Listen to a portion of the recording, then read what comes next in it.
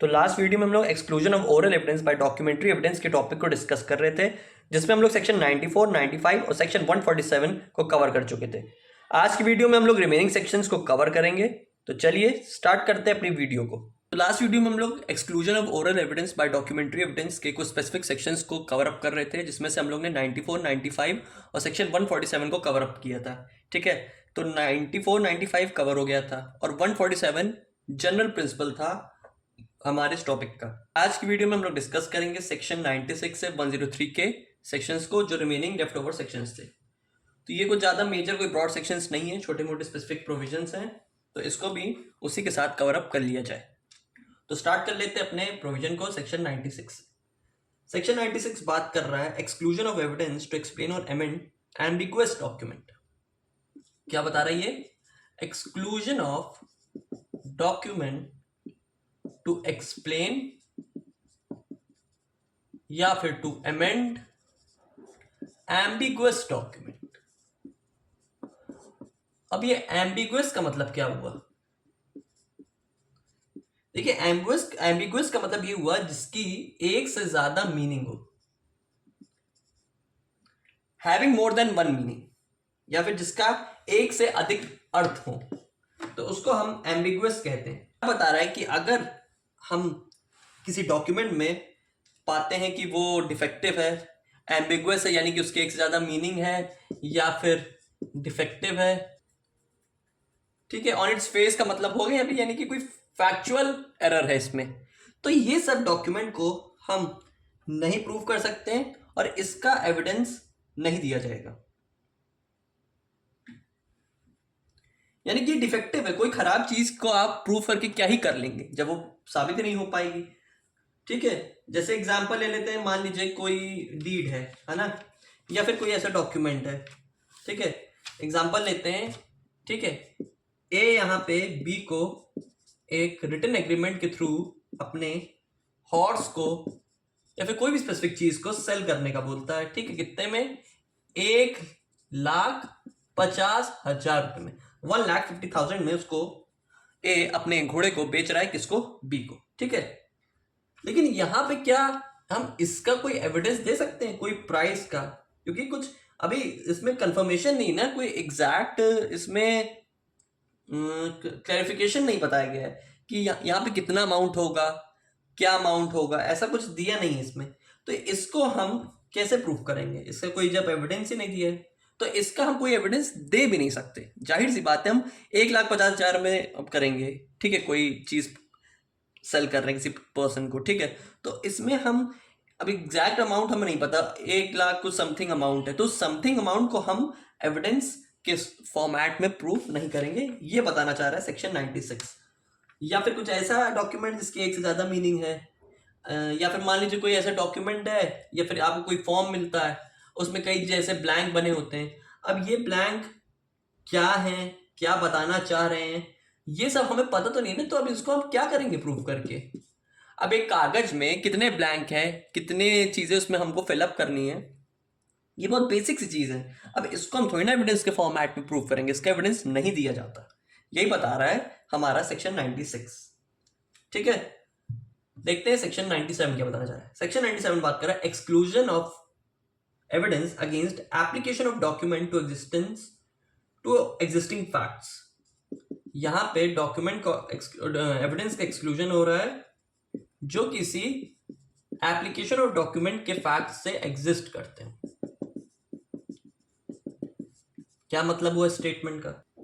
मान लीजिए कोई डॉक्यूमेंट है, ठीक है, अब उसमें कोई एरर है, या फिर मान लीजिए कोई इसमें लैंग्वेज का कुछ इशू है, या फिर कोई भी स्पेसिफिक इसमें प्रॉब्लम अकर हो रही है, तो इसमें हम कैसे इसमें इस फैक्ट को क्लैरिफाई कर पाएंगे? जैसे मान लीजिए ए अपनी प्रॉपर्टी यानी कि जमीन को विल बना के बी और सी में इक्वली डिस्ट्रीब्यूट करना चाह रहा है। ठीक है, अब यहाँ पे फैक्ट है, फैक्ट यहाँ दिया गया कि ए का एक ही चाइल्ड है। ठीक है, फैक्ट यहाँ पे इतना बताएगी कि ए का केवल एक ही चाइल्ड है। तो क्या देखिए इस फैक्ट से इस स्टेटमेंट की लैंग्वेज मैच हो रही है? कहने का मतलब है कि बताइए, वो कह रहा है मैं दो बच्चों में अपनी प्रॉपर्टी को इक्वली डिवाइड करूंगा, ठीक है। लेकिन यहाँ पे फैक्ट इतना जानकारी में ये बताया गया स्टेटमेंट में उसने कि मेरा एक ही बच्चा है, तो क्या ये इसके फैक्ट से एग्जिस्ट कर रहा है? इसका स्टेटमेंट नहीं कर रहा है। यही बताया जा रहा है कि इसका अब हम क्या एविडेंस देंगे, तो इन फैक्ट का एविडेंस हम नहीं देंगे। मतलब कोई एक्यूरेट इसमें नॉलेज नहीं है, एक्यूरेट चीजें इसमें नहीं है, या फिर कोई डिफेक्ट या फिर एरर दिया गया है इसमें। तो अब हम इस बेसिक सी चीज को कैसे प्रूव करेंगे? ये एक तरीके से एविडेंस को एक्सक्लूड कर रहा है, कोई स्पेसिफिक इसमें बातें ही नहीं इसमें जुड़ी हुई हैं, तो ये फैक्ट हमारा एविडेंस के फॉर्मेट में यूज नहीं हो पाएगा। देखते हैं सेक्शन 98 क्या बताना चाह रहा है। सेक्शन 98 बात कर रहा है evidence as to document unmeaning in reference to existing facts. कोई ऐसा एविडेंस हमें देना है जिसके एग्जिस्टिंग फैक्ट्स की कोई मीनिंग ही नहीं, मीनिंगलेस है या फिर अनमीनिंग है ये, ठीक है। अब यहां पे देखिए, ए के पास एक मकान है, या फिर वो एक डीड बनाता है किसी मकान की जो कोलकाता में है, ठीक है। ए का कोई मकान है जो कोलकाता में है, बाद में चलता है ए का कोई कोलकाता में मकान ही नहीं है, ए का मकान कोलकाता में नहीं बल्कि लखनऊ में है। 3 स्टेटमेंट आ गए आपके सामने, जिसका बी पोजीशन लेने वाला है, ओनरशिप लेगा अपनी, ठीक है। अब ये देखिए, ये सारे फैक्ट डीड से रिलेटेड है जो कोलकाता में है। अब लेकिन यहाँ पे बाद में सेकंड स्टेटमेंट बता रही है कि कोलकाता में कोई फ्लैट ही नहीं है ना अनमीनिंग? कोई समझ आ रहा है कुछ फैक्ट्स एग्जिस्टेंस? है ना एकदम विचित्र बातें, पेक्युलर सेंस की। कैसे प्रूव होगा? इसका एविडेंस हम देंगे कैसे देंगे? सेक्शन 98 हमें दिलवाएगा, ये बताना चाह रहा है हमें सेक्शन 98। 99 बात कर रहा है evidence as to application of language which can apply to one only of several person, ठीक है। किसी ऐसे फैक्ट का एविडेंस जिसकी लैंग्वेज अप्लाई हो रही है किसी एक से, किसी फैक्ट में ऐसी लैंग्वेज हमने लिख दी गई है, ऐसा स्टेटमेंट हमने बोल दिया या कह दिया गया है जो किसी एक पर्सन पे लागू हो रहा है केवल, बजाय सेवरल पर्सन पे अप्लाई होने के अलावा। यहाँ पे बताया जा रहा है कि कोई ऐसा स्टेटमेंट में हम लैंग्वेज यूज कर दें जो किसी एक पर्सन पे अप्लाई हो रही है। समझते हैं इसको भी एक एग्जाम्पल से, बेसिक से। जैसे मान लीजिए ए अपना डॉग बी को सेल करता है, मान लीजिए 2000 रुपए में, ठीक है। ए अपना डॉग बी को सेल करता है 2000 रुपए में, ठीक है। अब यहां पे ए के पास 2 डॉग्स हैं, ठीक। मान लीजिए ए के पास 2 डॉग हैं, जिसमें से वो 2000 रुपए में अपना एक डॉग बेचना चाह रहा है, ठीक। तो यहां पे उस फैक्ट का हम एविडेंस दे सकते हैं इससे कि वो कौन से डॉग के बारे में बात कर रहा है, क्योंकि इसमें देखिए लैंग्वेज उसने क्या बोली है कि ए अपना डॉग बी को बेच रहा है। अब कौन सा डॉग है, क्या ब्रीड है, कुछ पता ही नहीं है। तो इससे रिलेटेड हम एविडेंस इस फैक्ट का दे सकते हैं, क्योंकि इसमें लैंग्वेज जो है वो एक ही साथ है, लेकिन ये 2 पे अप्लाई हो रही है एक तरीके से देखा जाए। क्योंकि देखिए यहाँ पे केवल डॉग की बात हो रही है। अब डॉग आपका मान लीजिए लैब्राडोर भी हो सकता है, जर्मन शेफर्ड भी हो सकता है ना, दोनों हो सकते हैं। अब दोनों में से कौन सा बेचना चाह रहा है, ये तो हम एविडेंस के थ्रू ही प्रूव कर पाएंगे ना अपने फैक्ट को। तो यही बताना चाह रहा है आपका सेक्शन 99 कि हम यहाँ पे एविडेंस को प्रेजेंट कर सकते हैं। अब देखते हैं सेक्शन 100 क्या बता रहा है। 100 बता रहा है evidence as to the application to one of the 2 sets of facts to neither of which the wholly correctly applies। यहाँ एविडेंस हम उन लैंग्वेज पे अप्लाई कर रहे हैं जो एक साथ 2 सेट ऑफ फैक्ट्स पे एग्जिस्ट कर रही है,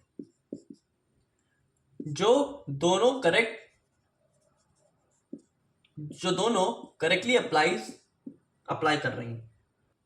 मान लीजिए 2 इसमें बोल रहा है कि एक यहाँ पे एक ये वाली बात की गई है, ए यहाँ पे बी बात की गई है, ठीक। 2 तरह की बात की गई है, लेकिन ये दोनों फैक्ट में जो बातें की गई हैं ये फैक्ट की बातें सही नहीं है, क्योंकि इसका लैंग्वेज अप्रोप्रिएट नहीं है।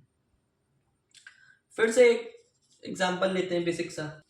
यहाँ पे देखिए डिफेक्ट क्या है, ये बताना चाह रहा है कि इसमें एविडेंस को हम शो कर सकते हैं ऐसे फैक्ट्स के लिए जिसमें लैंग्वेज आधी इसमें अप्लाई हो रही है, आधी उसमें अप्लाई हो रही है, लेकिन ये दोनों एप्लीकेशन सही नहीं है।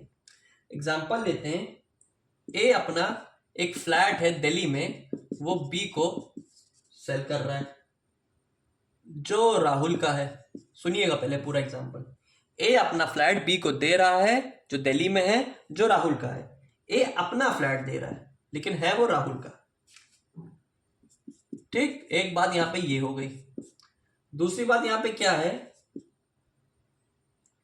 कि जो ए का जो फ्लैट है जो राहुल के पास है, वो अब स्वाति के पास चला गया। ठीक है, एक ने ए का फ्लैट है वो राहुल का है, राहुल का फ्लैट है वो स्वाति का है, यानी कि राहुल वाला फ्लैट वो स्वाति वाला है। लेकिन यहां पे राहुल का जो फ्लैट है वो नोएडा में है। अब यहां पे देखिए किसका कौन सा कहां पे फ्लैट है, हो गई ना कंफ्यूजन स्टेटमेंट। लैंग्वेज नहीं समझ पा रहे आप, कैसे एविडेंस देंगे?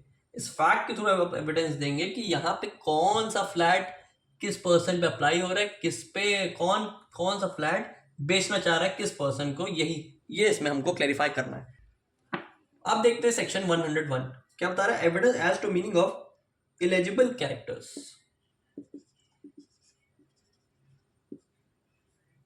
Evidence meaning of illegible characters, ये बात कर रहा है इलिजिबल कैरेक्टर्स के बारे में, यानी कि एविडेंस में be given to show the meaning of illegible और नॉट कॉमनली इंटेलिजिबल कैरेक्टर्स या forensic absolute technical local regional expression abbreviation used in a peculiar. ये कुछ स्पेसिफिक टाइप्स ऑफ वर्ड्स के या फिर लैंग्वेज के बारे में बात कर रहा है जो क्लियर नहीं है, जो कॉमनली अंडरस्टूड नहीं की जा सकती, जो बहुत पुराने ढंग से कहीं लिखी गई है फॉरेन एक्सप्रेशंस में या टेक्निकल मैनर में, ये लोकली यूज की जा रही, या फिर कोई समराइज मैनर में बातें की जा रही जिसका कोई सेंस नहीं है, इलॉजिकल है।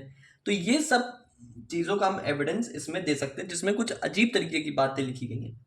अब मान लीजिए यहाँ पे एक एग्जांपल लेते हैं। ए यहाँ पे मूर्तिकार है, ठीक है, वो यहाँ पे सारे अपने जो मूर्ति उसने बनाई वो बी को सेल करना चाह रहा है। ठीक है,